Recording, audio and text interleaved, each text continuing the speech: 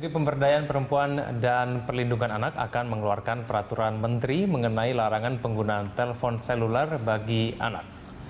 Dan lalu bagaimana komentar masyarakat ini terkait dengan penggunaan ponsel bagi anak-anak?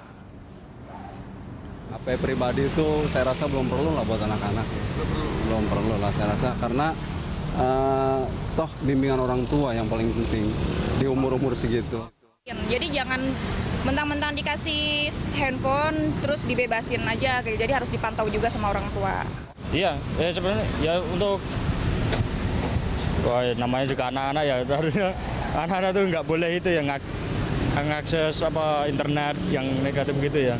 Atau mungkin pemerintah bikin itulah internet positif, ngeblok situs-situs porno gitu sih. Karena selain mereka tidak tahu fungsi dan kegunaan dari handphone itu sendiri, dia juga kan takutnya ngebuka yang secara tidak sengaja membuka website yang berbau pornografi. Ya, masih bersama Lansok, Mbak Felis, kita tadi sama-sama lihat ya, rata-rata masyarakat mendukung peraturan tersebut.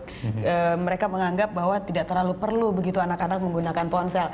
Tapi sebelum kita melanjutkan, ini sudah tersambung, ada Mbak Erlinda, Komisioner KPAI dari Taman Surapati Penteng. Ibu Erlinda?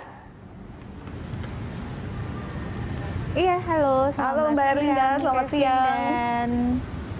Ya, Mbak Erlinda, kalau menurut Anda, gimana? Terdengar suaranya? Oke. Baik, baik Mbak Erlinda, ini kalau menurut Anda ini dengan rencana dari kementerian yang dipimpin oleh Menteri Yohana Yambise ini sedang merencanakan untuk pelarangan handphone pada anak. Nah, kalau menurut Anda ini pro pelindungan anak atau enggak nih sebetulnya? Ya, kami dari Komisi Perlindungan Anak Indonesia memang sesuai dengan tusinya kita menjamin pemenuhan hak-hak anak dan memberikan perlindungan pada anak. Yang sejogjanya memang teknologi kan dipergunakan untuk satu kebaikan dan digunakan untuk satu kemudahan ya di dalam kehidupan, dalam peradaban. Dan apa yang ingin dilakukan oleh Ibu Menteri kita, Ibu KPPA, Ibu Yohana, kita panggil Mama Yo ini, kita apresiasi dan kita dorong. Namun sekali lagi, sebelum itu nanti akan diwacanakan dengan satu kebijakan atau satu regulasi, kita berharap ada suatu telaah kajian dulu yang menyatakan apakah memang benar-benar ini berdampak negatif sekali buat anak-anak, karena anak itu anak yang mana harus kita jelaskan juga, apakah anak yang balita, anak yang masa pra-remaja, atau anak-anak yang memang masuk levelan tadi remaja awal ataupun sampai anak-anak yang memang pradewasa tadi ya. Karena kita tahu kalau untuk anak-anak yang di level sekolah, anak-anak sekolah dasar, kita sangat setuju sekali kalau mereka kalau bisa memang sangat-sangat dibatasi dan tidak diperkenankan, itu kita sangat setuju. Namun kalau untuk anak-anak yang sudah level mereka adalah sekolah menengah atas, mungkin itu akan kita lebih kaji lagi karena mereka juga sangat membutuhkan teknologi handphone ini ya, ponsel ini, semacam itu. Oleh karena itu, kita sangat dorong, kita sangat apresiasi apa yang akan dilakukan oleh Ibu Menteri kita ini. Namun sekali lagi, sebelum itu dijadikan satu regulasi, ada telah kajian, ada juga dipersiapkan hal-hal yang memang sejogjanya nanti untuk menghindari satu negatif. Dan yang pasti, yang paling utama adalah substansinya bagaimana kita memberikan pemahaman kepada anak-anak kita di setiap jenjang mereka bahwa teknologi digunakan menjadi teknologi yang sehat, dibutuhkan, difungsikan sebagai teknologi yang memang membantu kita dalam peradaban ini, membantu dalam semua hal semacam itu ya, sehingga tadi memberikan pemahaman, memberikan informasi, memberikan hal-hal yang positif di setiap kehidupan kita seperti itu. Baik. Dan seperti apa nanti satu regulasinya itu harus bisa dikombinasikan, jangan sampai kebijakan ini nantinya malah akan berimplikasi hal-hal yang mungkin tidak bisa kita lihat nantinya. Tapi sekali lagi untuk anak-anak level sekolah dasar kita sangat-sangat dukung ya, karena memang sesuai psikologinya ya. Ya, Mbak Erlinda, kalau menurut Anda kan peraturan ini misalnya diterapkan untuk usia dini, dan Anda tadi bilang katanya ini didukung ya, tapi kemudian kan bukankah ini susah untuk pengawasannya, kemudian bagaimana nanti diterapkan, bukankah kemudian nanti ini akan susah diterapkan karena pengawasan ini kan berada di tangan orang tua masing-masing, bukankah begitu Mbak Erlinda? Oleh karena itu memang diberikan juga sehingga pada saat regulasi itu dilakukan, kita juga menyiapkan piranti-piranti, instrumen-instrumen tadi, instrumen pengawasannya itu seperti apa.